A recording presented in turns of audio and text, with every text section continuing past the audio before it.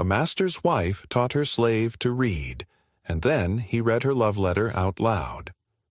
What started as a secret act of rebellion in the darkness of a Mississippi plantation library became the most dangerous knowledge either of them could possess. Because this wasn't just about literacy. It was about forbidden desire, hidden identities, and the moment when knowledge became a weapon that could destroy everything. In 1833, one act of reading aloud would shatter the entire power structure of a plantation and change the course of 3 lives forever. Samuel had been invisible for 23 years, not the kind of invisible where no one sees you standing in a room, the kind where you're so thoroughly woven into the fabric of the plantation that people stop noticing you exist at all. You become furniture, a tool, a shadow that moves through their lives without disrupting anything.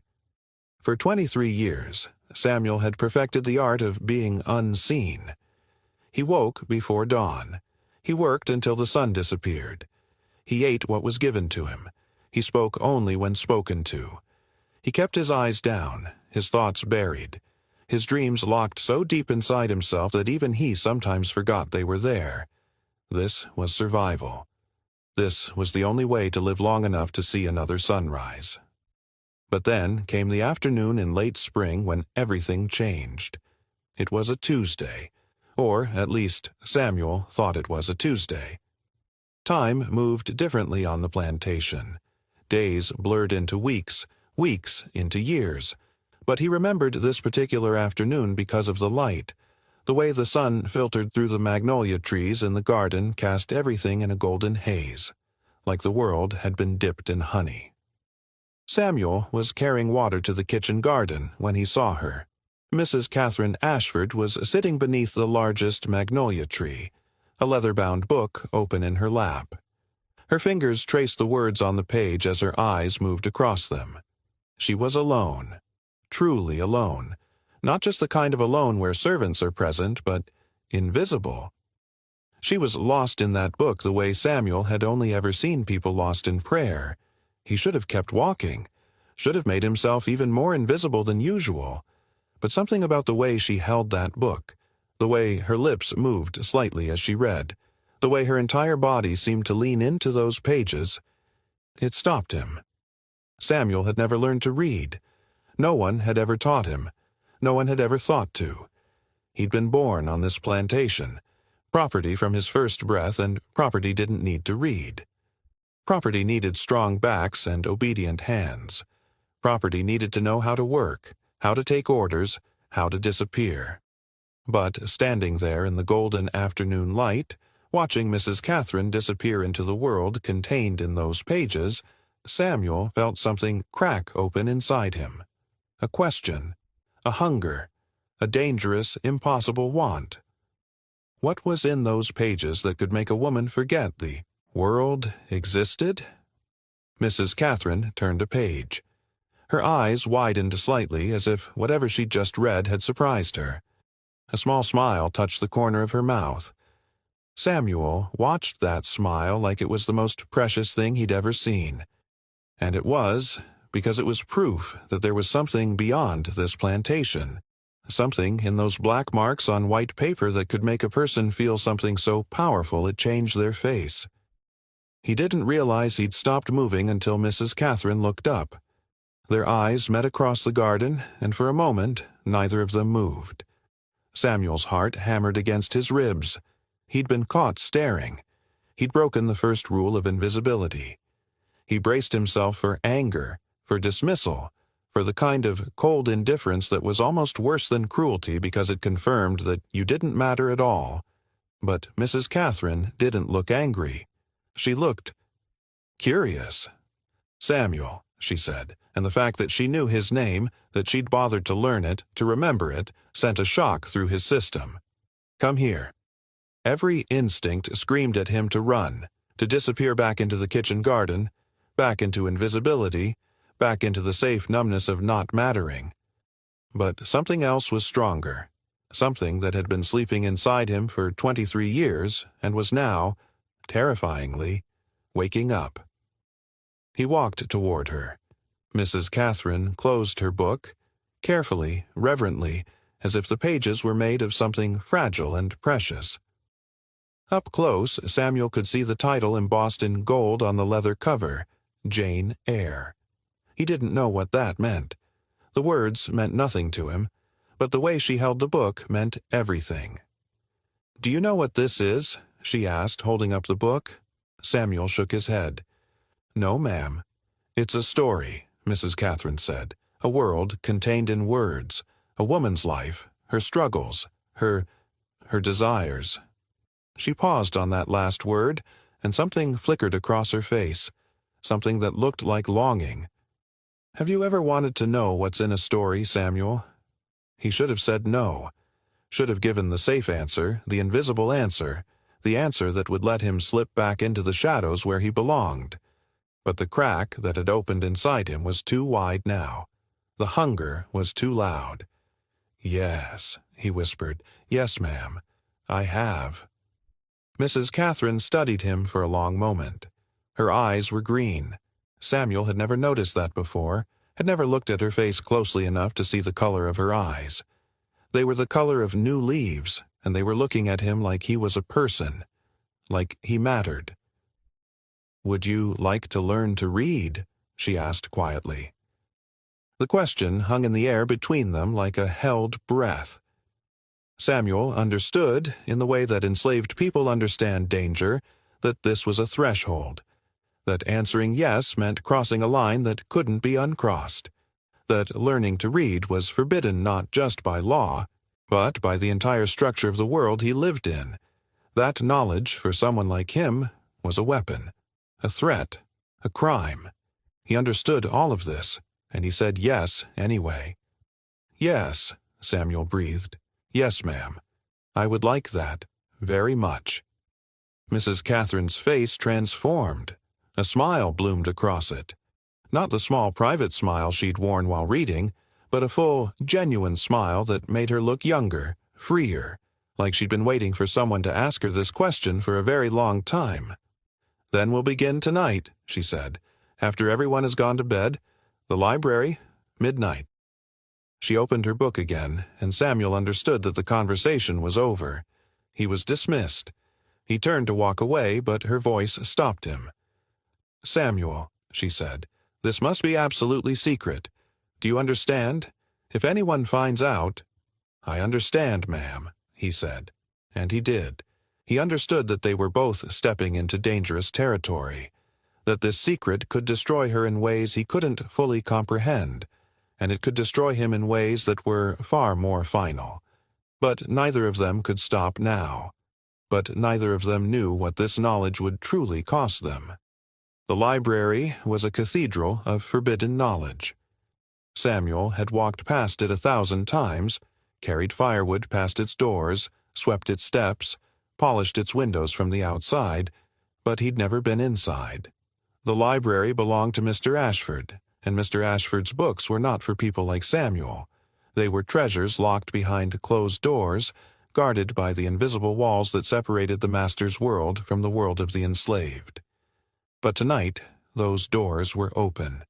Mrs. Catherine stood waiting for him in the darkness, a single candle casting her face in shadow and gold.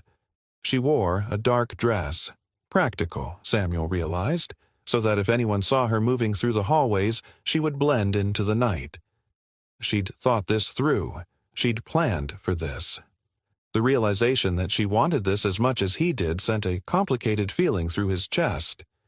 Part gratitude, part something deeper and more dangerous.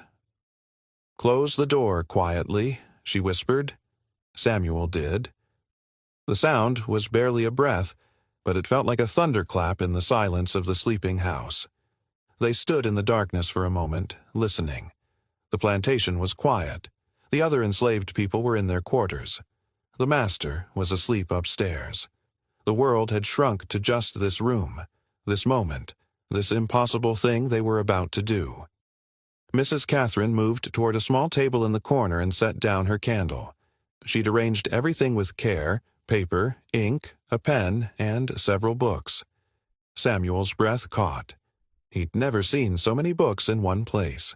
They lined the shelves from floor to ceiling. their spines creating a landscape of leather and gold lettering that meant nothing to him but felt like everything. "Sit," she said, gesturing to the chair across from her. Samuel sat. His hands were shaking. He clasped them together to hide it, but Mrs. Catherine saw. She reached across the table and briefly touched his wrist, just for a moment, just enough to ground him. "We'll go slowly," she said. "There's no rush. We have time." But they both knew that wasn't true. They had borrowed time. Stolen time. Time that could be taken away at any moment. Mrs. Catherine dipped the pen in ink and began to write on the paper. She drew a simple shape, a curved line with a straight line through it. "This is the letter A," she said. "It makes a sound like this." She pronounced it clearly. "Ah." Samuel watched her draw the letter. It was so simple. Just 2 lines. How could something so simple contain so much power? How could a mark on paper hold the key to a whole world of meaning? "Now you try," Mrs. Catherine said, handing him the pen. Samuel took it carefully. The pen was lighter than he expected, delicate in his calloused hands. He'd spent 23 years doing work that required strength, hauling, digging, building, and his hands had adapted to that. They were strong, but not precise. They were made for labor, not for the delicate work of forming letters. He tried to draw the A. The first line came out shaky and uneven. The second line was worse. "It's all right," Mrs. Catherine said quickly, seeing the frustration flash across his face. "Look, you made the shape. That's the important part. The rest is just practice." They worked through the alphabet that way, 1 letter at a time. Mrs. Catherine would draw the letter, say the sound it made, and then Samuel would try to copy it. Some letters came easier than others. The straight lines of I and L felt more natural to him than the curves of S and R, but with each letter, something shifted inside him. Each mark on the paper felt like a small rebellion, a tiny act of claiming something that wasn't supposed to be his. By the time they reached Z, Samuel's hands were steady. His letters were still imperfect, but they were recognizable. They were real. "Excellent," Mrs. Catherine said, and the pride in her voice made something warm bloom in his chest. "Tomorrow night we'll do this again, and the night after that, until you can write all 26 letters without thinking about it." "How long will it take?" Samuel asked. "To learn to read?" Mrs. Catherine considered the question seriously. "That depends on how quickly you learn, and how much time we can steal." She smiled slightly at her own words. "Some people take months, some take years. But you're intelligent, Samuel. I can see it in the way you watch things, the way you listen. I think you'll learn quickly." They practiced for another hour. Mrs. Catherine had Samuel trace the letters over and over until his hand began to remember the shapes without his mind having to direct it. It was like learning a new kind of work, repetitive, but with a purpose that made it feel different from the endless, meaningless labor of the plantation. Finally, Mrs. Catherine said, "We should stop. It's nearly 2 in the morning. If you're not back before dawn—" "I know," Samuel said. He stood to leave, but he paused at the door. He turned back to look at the table, at the paper with his clumsy letters, at the books lining the shelves, at Mrs. Catherine sitting in the candlelight with her hair slightly loose, her face flushed with the excitement of conspiracy. "Thank you," he said quietly. Mrs. Catherine's expression softened. "No," she said. "Thank you for wanting this, for being brave enough to want it." Samuel made his way back through the darkness to the quarters where he slept. The other enslaved people were still asleep, their breathing deep and even in the darkness. He lay down on his thin mattress and stared at the ceiling, his mind still forming letters, his hands still remembering the shape of A. He'd crossed the threshold. There was no going back now. For 3 weeks, they met in the library at midnight. The routine became sacred. Samuel would wait until the house was completely silent, then slip out of the quarters and make his way through the darkness to the library door, which Mrs. Catherine always left unlocked. She would be waiting with candles lit and materials prepared. They would work for an hour, sometimes 2, until the sky began to lighten with the first hints of dawn. The alphabet became second nature. Then Mrs. Catherine began teaching him to combine letters into sounds, sounds into words. Simple words at first: cat, dog, run, sit. Words that were part of his daily life, now suddenly visible on the page. But as the weeks progressed, the words became more complex. Mrs. Catherine brought him a primer, a children's book with short sentences and illustrations. She pointed to each word, sounding it out, and Samuel began to see how the letters worked together, how they created meaning. By the third week, something shifted. Samuel was sitting across from Mrs. Catherine, his eyes fixed on a sentence in the primer. The letters had stopped being individual shapes. They'd started becoming words. The words had started becoming meaning. And suddenly, in a rush of understanding that felt almost physical, he read his first complete sentence aloud. "The cat sat on the mat," he said slowly, his voice trembling slightly. Mrs. Catherine's face transformed. She reached across the table and grabbed both his hands, squeezing them. "Yes," she whispered fiercely. "Yes, Samuel, you did it. You read it." Samuel looked at the sentence again, hardly believing it. He'd done it. He'd taken those marks on paper and turned them into words. He'd accessed meaning. He'd opened a door that had been locked his entire life. The power of it crashed over him like a wave. He felt tears prick his eyes, tears of gratitude, tears of joy, tears of something deeper and more complicated. For the first time in his life, he'd accomplished something that was entirely his own, something that couldn't be taken from him. Knowledge lived inside his mind now. It was part of him. "Read it again," Mrs. Catherine said, still holding his hands. Samuel read it again. And again. Each time it got easier. Each time the words flowed more naturally from the page into his mind and then out of his mouth. "You're going to be extraordinary at this," Mrs. Catherine said softly. "I can feel it." And in that moment, in the candlelit library with Mrs. Catherine's hand still holding his, Samuel believed her. He believed that he could become something more than invisible. He believed that knowledge could transform him. He believed that this woman, who had no reason to risk anything for him, was giving him a gift that could change the entire trajectory of his life. But as Samuel's reading improved, something else began to change between them, something neither of them had anticipated. By the fourth week, the library had become something more than a classroom.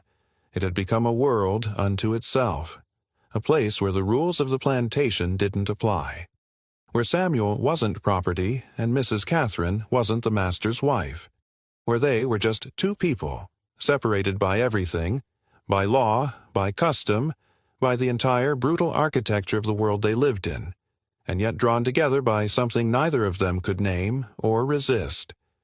The lessons had progressed quickly. Samuel could now read simple books. He'd moved beyond the children's primer to more complex texts. Mrs. Catherine had given him Robinson Crusoe, and he devoured it in the stolen hours of midnight, his eyes racing across the pages, hungry for every word. He read about Crusoe's isolation and survival, and he understood it in a way that perhaps no other reader could. Isolation was his life. Survival was his constant labor. But it was the evenings when they weren't reading that the danger truly began. It started small. A question Samuel asked about a word he didn't understand, and Mrs. Catherine answering not just with a definition, but with a story about where the word came from, what it meant in other languages, how it had traveled through history. And Samuel, starved for conversation, for intellectual engagement, for the simple acknowledgement that his thoughts mattered, would ask another question, and another. Soon they were talking about more than just words and letters.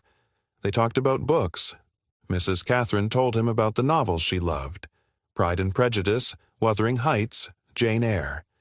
She described the characters as if they were real people she knew, And Samuel listened, fascinated by the way her face changed when she talked about them.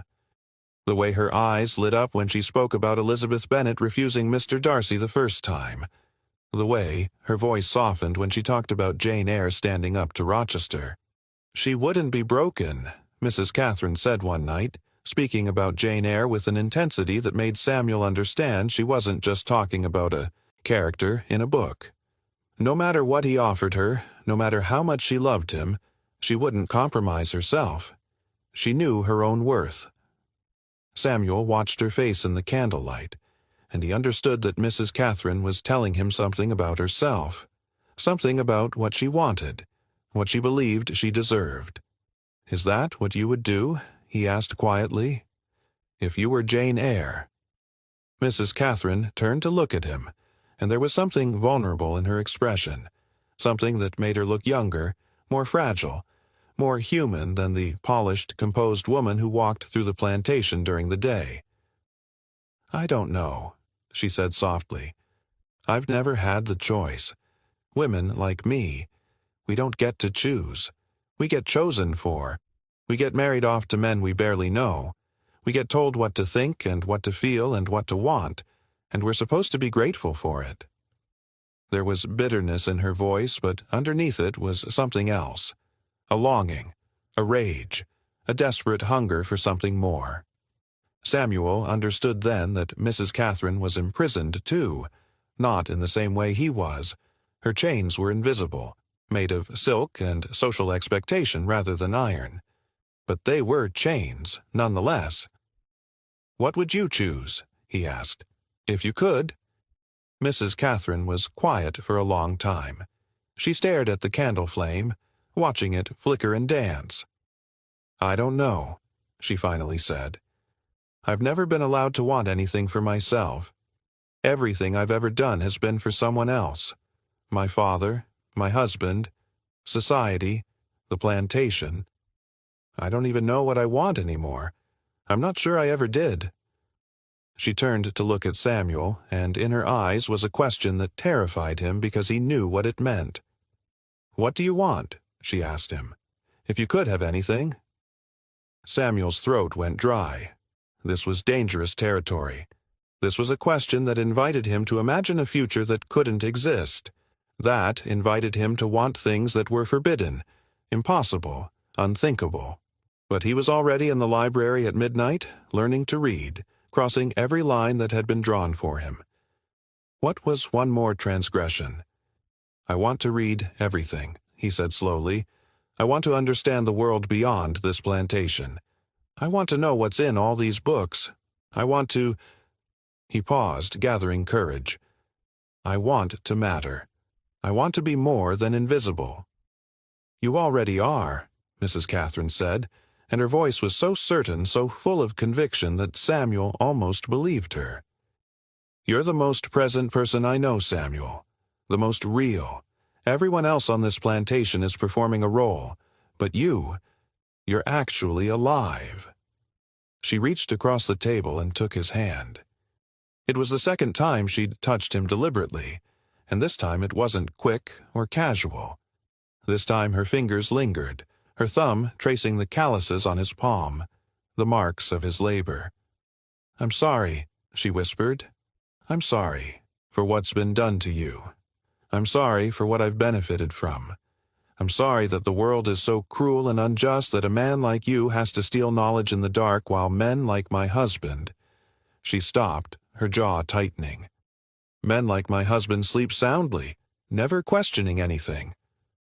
Samuel should have pulled his hand away, should have stood up and left and never come back, should have recognized this for what it was, the beginning of something that could only end in catastrophe. But instead, he turned his hand over and held hers. "Don't apologize," he said. "You're the only person who's ever treated me like I matter, the only person who's ever seen me as human. Don't apologize for that." They sat like that for a long time, hands clasped across the table in the candlelight. Neither of them spoke. There was nothing to say that wouldn't make things worse, nothing to say that wouldn't acknowledge the impossible thing that was growing between them. Finally, Mrs. Catherine pulled her hand away. She stood abruptly, as if the physical distance might undo what had just happened. "We should stop," she said, her voice shaky. "For tonight, it's getting late." Samuel nodded and stood as well, but as he moved toward the door, she called his name. "Samuel." He turned back. "Be careful," she said. "Please, be very careful. If anyone finds out about this, about us—" She didn't finish the sentence. She didn't need to.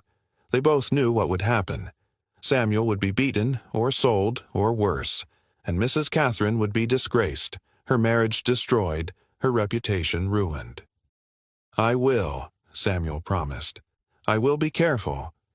But even as he said it, he knew he was lying, because there was nothing careful about what was happening between them. There was nothing safe about it. They were walking toward a cliff in the darkness, and neither of them could stop. Over the next 2 weeks, the library became something different. They still studied. Samuel was reading Robinson Crusoe almost fluently now, and Mrs. Catherine had started teaching him about history and geography and science, but the lessons had become almost secondary. The real reason they met in the darkness was to be near each other, to talk, to exist in a space where the rules of the world didn't apply. Mrs. Catherine brought him tea one night. Another night she brought bread and cheese. They sat and talked about everything. Her childhood, his memories of his mother, whom he barely remembered, their dreams, their fears. Samuel learned that Mrs. Catherine's marriage was loveless, that her husband barely spoke to her except to give orders, that she'd been taught to be decorative and obedient and nothing else. She learned that Samuel had siblings he'd been separated from, that he'd watched people he loved be sold away, that he'd learned early to protect himself by caring as little as possible. But with each other, neither of them could maintain that protection. One night, Mrs. Catherine was reading aloud from Jane Eyre, the scene where Jane and Rochester first truly connect, where they talk through the night and Jane feels truly seen for the first time in her life. Her voice grew thick with emotion as she read, and when she finished, she set the book down with trembling hands. "That's what I want," she said quietly. "To be known like that, to be loved like that, to matter to someone the way Jane matters to Rochester." Samuel moved around the table and knelt beside her chair. It was a dangerous gesture, too intimate, too suggestive of something that couldn't be named, but he did it anyway. "You matter," he said. "To me, you matter more than anything." Mrs. Catherine looked down at him, and her eyes were glistening with tears. "This is madness," she whispered. "This is impossible. We can't—" "I know," Samuel said, "but we are." She reached out and touched his face, her fingers tracing his cheekbone, his jaw. It was the most intimate touch either of them had ever experienced. It was also the most dangerous. "If anyone found out," she said, "they would destroy you." "I know," Samuel said again. "And I would let them," she continued, her voice breaking. "That's the horrible truth, Samuel. If it came down to my safety or yours, I would choose mine. Society would demand it. My family would demand it. I would be expected to deny knowing you, to claim you forced yourself on me, to watch you hang or be sold away without a word of protest." Samuel knew this was true. He'd always known it. But hearing her say it aloud, hearing her acknowledge the brutal reality of their situation, made it somehow more real and more bearable at the same time. "Then we have to be very careful," he said. "We have to make sure no one ever finds out." "But they will," Mrs. Catherine said, and there was a terrible certainty in her voice. "Eventually they will, and when they do—" Samuel stood and pulled her to her feet. He held her face in his hands, forcing her to look at him. "Then we'll deal with it when it happens," he said. "But until then, we have this, we have these nights, and I'm not going to waste them worrying about a future that might never come." He kissed her then. It was impulsive and reckless and absolutely forbidden. It was the kind of action that could get him killed. But it was also the most honest thing either of them had ever done.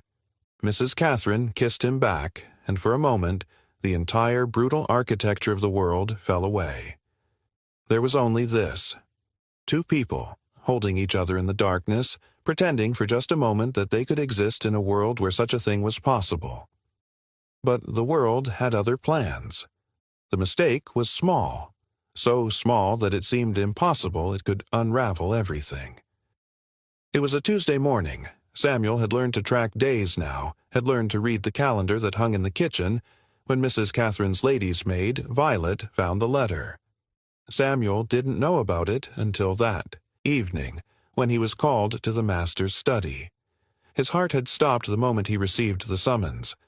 In his experience, being called to the master's study meant punishment.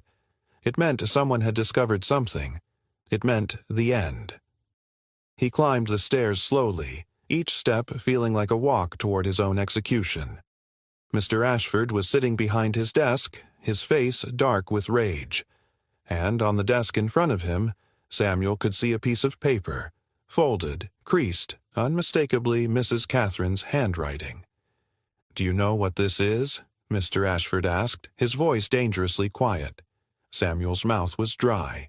He shook his head. Mr. Ashford picked up the letter and began to read aloud.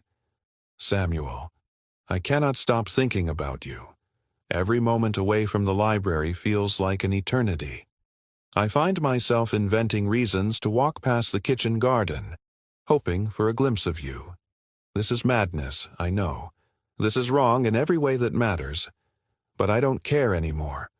I don't care about propriety or society or what anyone thinks. I only know that you are the first real thing I've ever felt, and I would rather have one honest moment with you than a lifetime of the comfortable lies I've been living. Tonight, at midnight, as always, I love you. C." The silence that followed was absolute. Samuel's mind was racing, trying to calculate how much danger he was in, trying to figure out what would happen next. But underneath the fear was a strange, terrible joy. She loved him. She'd written it down. She'd risked everything to tell him that she loved him. "Well," Mr. Ashford demanded, "what do you have to say for yourself?" Samuel knew what he should do. He should deny everything, should claim that Mrs. Catherine had seduced him, that he'd been unable to resist, that he was just a slave who'd been used by a board master's wife. That narrative would protect him somewhat. It would be seen as inevitable, as the fault of a woman's weakness rather than his own transgression. It might save his life, but it would destroy Mrs. Catherine. "I love her," Samuel said quietly. Mr. Ashford's face went purple with rage. He stood abruptly, his chair clattering backward. "You love her?" he roared. "You? A slave? You dare to speak of love in connection with my wife?" "Yes," Samuel said. He was going to die anyway. He could feel it in the way Mr. Ashford was looking at him, with a hatred so pure and absolute that it seemed to fill the entire room. If he was going to die, he might as well die telling the truth. "I love her, and she loves me." Mr. Ashford grabbed a riding crop from the corner of the room and advanced on Samuel. "You've corrupted her," he snarled. "You've poisoned her mind with your filthy presence. She's confused, delusional. But you knew exactly what you were doing. You seduced her. You made her believe she was in love with you." "No," Samuel said. "She taught me to read. She saw me as a human being, and He paused, choosing his words carefully. "I fell in love with her because she was kind to me, because she treated me like I mattered. That's all. That's everything." The first blow from the riding crop came across his back, and Samuel fell to his knees. The pain was blinding, but it was almost a relief. The physical pain was simpler than the emotional devastation of what was about to happen. "You will never see her again," Mr. Ashford said, raining blows down on Samuel's back and shoulders. "You will never speak to her again. You will never even look in her direction. Do you understand me?" "Yes," Samuel gasped. "And tomorrow you will be sold," Mr. Ashford continued. "I'm sending you to the auction block in Charleston. You'll be gone from this plantation by nightfall. I never want to see your face again." Samuel didn't respond. He was barely conscious, the pain radiating through his entire body in waves. But underneath the pain was a terrible clarity. He was going to be separated from Mrs. Catherine. He was going to be sold away, probably to a plantation far from here, probably to a life even more brutal than the one he'd been living, and there was nothing he could do to stop it. They brought him to the slave quarters and locked him in a small room, a punishment cell where troublemakers were kept. Samuel lay on the dirt floor, his back screaming with pain, and tried to process what had happened. He'd known this was possible. He'd always known? But knowing something intellectually and experiencing it were two different things. He'd allowed himself to hope that they could keep their secret, that they could continue meeting in the library, that somehow, impossibly, they could find a way to be together. He'd been a fool. As the sun set, he heard footsteps outside the door. His heart leaped. Could it be Mrs. Catherine? Had she found a way to reach him? But it was one of the other enslaved men, bringing him food and water. The man's face was carefully neutral, but his eyes held sympathy. "She's been asking for you," the man said quietly. "Mrs. Catherine. She's been asking everyone where they took you. Her husband told her you were being punished for insolence, but she knows something else happened." "Don't tell her anything," Samuel said urgently. "Don't tell her where I'm going or what's happening. Let her think I've just been moved to another part of the plantation. Let her think there's a chance I'll come back." "She'll figure it out," the man said. "She's not stupid." "I know," Samuel said. "But at least this way. She won't have to live with the knowledge that I'm suffering. She won't have to carry that guilt." The man left, and Samuel was alone again with his pain and his thoughts. He didn't sleep that night. He lay on the dirt floor and thought about Mrs. Catherine. He thought about the library and the candlelight and the way she'd looked at him when she first realized he could read. He thought about her hands holding his across the table. He thought about the kiss they'd shared, the only moment of physical tenderness either of them had ever experienced with another person. He thought about the letter, about her writing those words, "I love you," and then trusting him enough to leave it where he might find it. About her taking that risk because she believed he was worth it. And he thought about how he would never see her again. At dawn, they came for him. They shackled his wrists and ankles, connecting him to a chain that would link him to other enslaved people being sold at auction. As they led him out of the cell, Samuel caught a glimpse of Mrs. Catherine standing on the porch of the big house, her face pale and stricken. Their eyes met for just a moment, long enough for him to see the devastation in her expression, long enough for her to see the acceptance in his. Then the chain jerked him forward, and she was gone. Samuel was loaded into a wagon with a dozen other enslaved people. They were driven away from the plantation in the early morning light, heading toward Charleston and the auction block. Samuel sat in the back of the wagon, his shackles cutting into his wrists, and watched the only home he'd ever known disappear behind him. He had learned to read in 6 weeks. He had loved and been loved in return. And in the span of a single night, it had all been taken away. But what he didn't know was that Mrs. Catherine was not going to let him disappear without a fight. The wagon rattled over the cobblestone streets of Charleston, the sound echoing like a death knell in Samuel's ears. The sun beat down relentlessly, but the heat was nothing compared to the cold dread settling in his stomach. He had heard whispers of the auction block from the other enslaved people, tales of the humiliation and despair that awaited those sold to the highest bidder. As they approached the auction house, the reality of his situation loomed larger than the imposing structure itself. Samuel could see the crowd gathering, white men in fine suits, women in brightly colored dresses, all eager to inspect the enslaved people who would soon be paraded before them. He felt a surge of anger rise within him. They were not cattle to be examined and purchased. They were human beings, each with dreams, fears, and lives. When they finally arrived, Samuel and the others were herded off the wagon and lined up in front of the auctioneer. As they stood in a line, Samuel felt exposed, vulnerable under the scrutinizing eyes of the bidders. The auctioneer, a portly man with a booming voice, began his routine, calling forth one of the others in line, a young woman with bright eyes and a defiant stance. She was led forward, and Samuel could see the tremors in her hands, the way she squared her shoulders despite the fear. "Step forward," the auctioneer commanded, and she did, chin raised high. Samuel admired her courage, but he also felt the weight of despair settling within him. He knew that courage alone wouldn't protect her from the fate that awaited her. The auctioneer began his pitch, extolling her virtues, her strength, her youth, her beauty, reducing her to mere commodities in a marketplace. Samuel's heart ached as he watched her face, a mixture of rage and resignation. When the first bid was called, it felt like a dagger to his heart. The crowd was eager, hands raised, offering sums that would determine her future, her life. As the bidding continued, Samuel found himself lost in thought, recalling the quiet moments in the library with Mrs. Catherine, the way she had looked at him as if he were more than just a slave. It felt like a lifetime ago. He could almost hear her voice whispering encouragement, urging him to hold on to hope. But hope was a fragile thing, easily shattered in this place. "Next," the auctioneer called, and Samuel was jolted back to reality. He was pushed forward, the crowd's eyes now fixated on him. He could feel their judgment, their hunger. The auctioneer began again, this time detailing Samuel's skills. A strong young man, capable of hard labor. He can read and write, an asset for any plantation owner.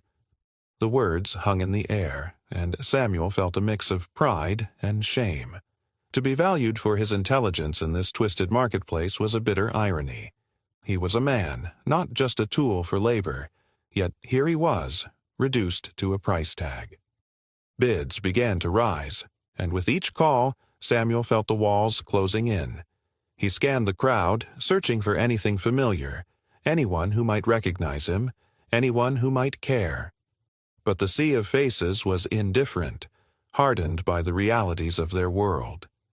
Then, from the back of the crowd, a voice rang out. "I'll take him."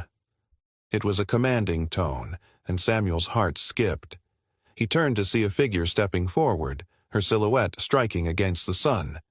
It was a woman, tall and regal, her dark hair cascading over her shoulders. She wore a simple dress, but there was an air of authority about her that set her apart. $50, she called, her voice steady. The auctioneer hesitated, taken aback by the sudden offer from a woman. The crowd murmured, surprised but intrigued. "60, shouted another man, clearly annoyed by the woman's interruption. "70, she countered, unwavering. The bidding war continued, and Samuel felt a flicker of hope. Who was she? Why would she want him? But as the numbers climbed, so did his anxiety. He wanted to be saved, but from whom? The thought of being under another's control was terrifying. 80, the woman declared, and the crowd fell silent. The auctioneer looked around, gauging the interest of the bidders. Finally, he banged his gavel. "Sold." Samuel's heart raced as he was led away from the platform, shackles clinking with each step. The woman approached him, her expression inscrutable. "Come with me," she said, her voice firm yet soothing. As they made their way through the crowd, Samuel felt the stares of the onlookers. Some were envious, some were disdainful, but most were simply indifferent. It struck him then that he was free, at least from the auction block, but the reality of his situation was still uncertain. Once outside, the woman turned to him. "My name is Eliza," she said, her gaze piercing through him. "I'm purchasing you to help me. I need someone who can read and write. I hope you understand what that means." Samuel nodded, uncertainty swirling in his mind. "And if I refuse?" She raised an eyebrow, and he could see the strength in her demeanor. "You won't refuse. You'll be treated fairly, but you'll still be expected to work. This isn't a charity." He understood. She was offering him a chance, but it came with strings. "I'll do what I must." "Good," she replied, a hint of a smile breaking through her stern facade. "Let's get you settled." As they walked away from the auction house, Samuel felt a mixture of relief and apprehension. He was no longer just a number. He was still a slave, but perhaps there was a flicker of opportunity in this new life. The future was uncertain, but for the first time in a long while, he felt the faintest glimmer of hope. The journey to Eliza's estate was a blur of emotions for Samuel.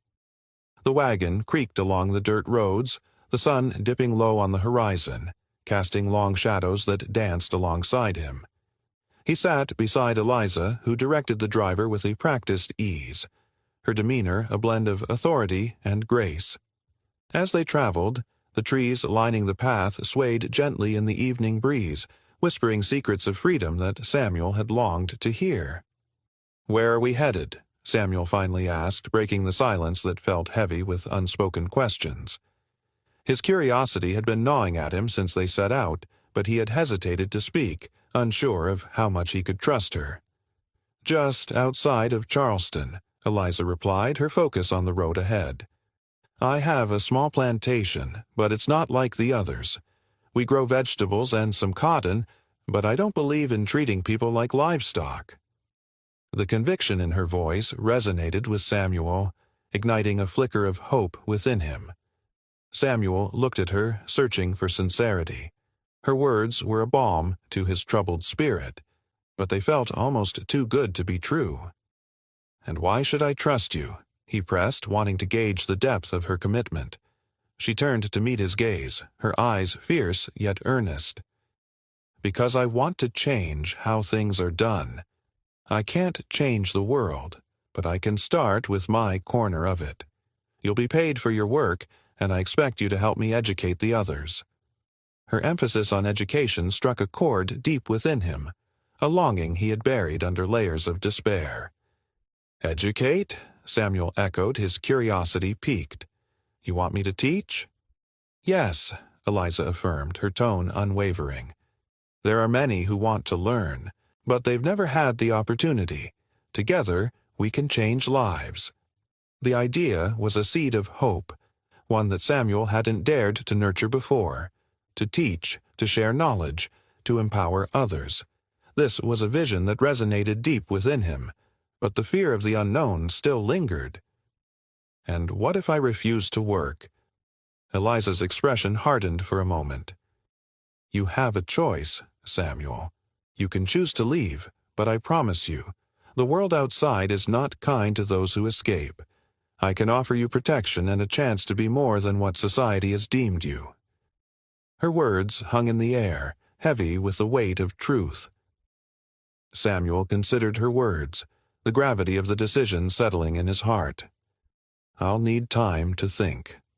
"Take all the time you need," she said softly, "but know that I won't force you. Your freedom is yours, even if it comes with conditions." As they approached the estate, Samuel felt a mix of trepidation and curiosity. The house was modest compared to the grand plantations he had seen, but it exuded a warmth that seemed welcoming. The gardens were lush, filled with vegetables and flowers, a stark contrast to the barren fields of the plantation he had left behind. Once they arrived, Eliza introduced Samuel to the few workers who were already there. They were a mix of older men and women, their faces lined with the marks of hard labor, but their eyes shone with determination and resilience. "This is Samuel," Eliza announced. "He'll be assisting me and helping with the education program." The group welcomed him with nods and murmurs of approval, but Samuel could sense their skepticism. They had likely seen many come and go, promises made and broken. He understood their hesitation. Trust was hard-earned and easily lost.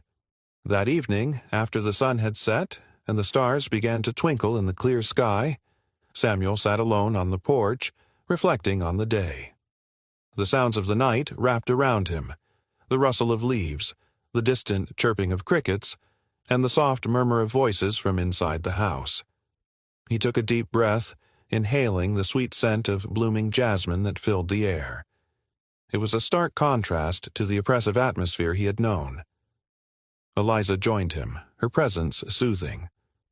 "What are you thinking about?" she asked, settling into a chair beside him. The flickering candlelight illuminated her features, revealing a softness that contradicted the fierce spirit he had witnessed earlier. "I'm thinking about freedom," he replied, his voice barely above a whisper. "What it truly means to be free." The weight of his past pressed down on him, and he felt the need to articulate the confusion that had lingered for so long. "Freedom is not just the absence of chains," Eliza said thoughtfully, her gaze steady and unwavering. "It's the ability to make choices, to forge your own path. Here, you'll have the chance to do both." Her words ignited a flicker of hope within him, but doubt still lingered in the corners of his mind. Samuel nodded, her words resonating deeply. He had been given a unique opportunity, one that could change the course of his life. "And if I fail?" he asked, an edge of anxiety creeping into his voice. "Failure is part of the journey," she assured him, her voice warm and encouraging. "What matters is that you try. You won't be alone in this.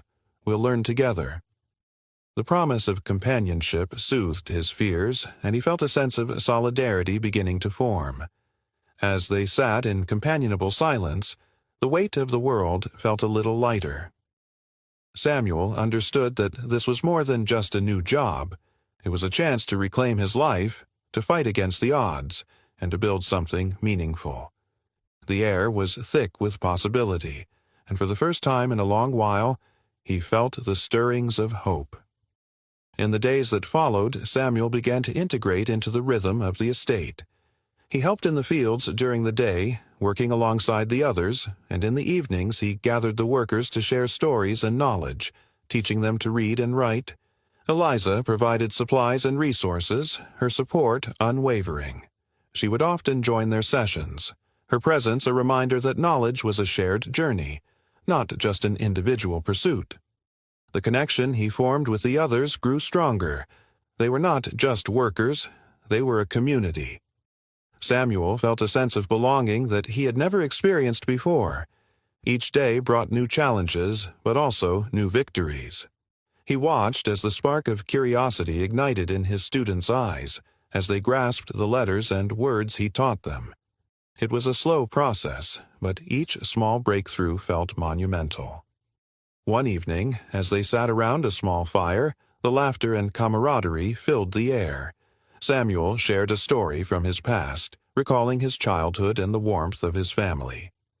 The faces around the fire were illuminated by the flickering light, their expressions reflecting empathy and understanding. He spoke of dreams, dreams of freedom, of a life where knowledge was not a privilege but a right. Eliza listened, her eyes shining with pride.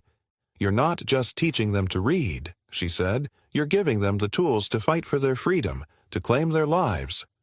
Her words resonated deeply, and Samuel felt a swell of purpose within him. As the fire crackled, Samuel realized that he was beginning to heal. The scars of his past were still there, but with every lesson shared, every smile exchanged, he was reclaiming his identity. No longer just a slave, but a man with purpose and hope. The nights spent under the stars exchanging stories and dreams fostered a bond that transcended their circumstances. Despite the challenges that lay ahead, Samuel found solace in the community they were building. They supported one another, shared their burdens, and celebrated their joys.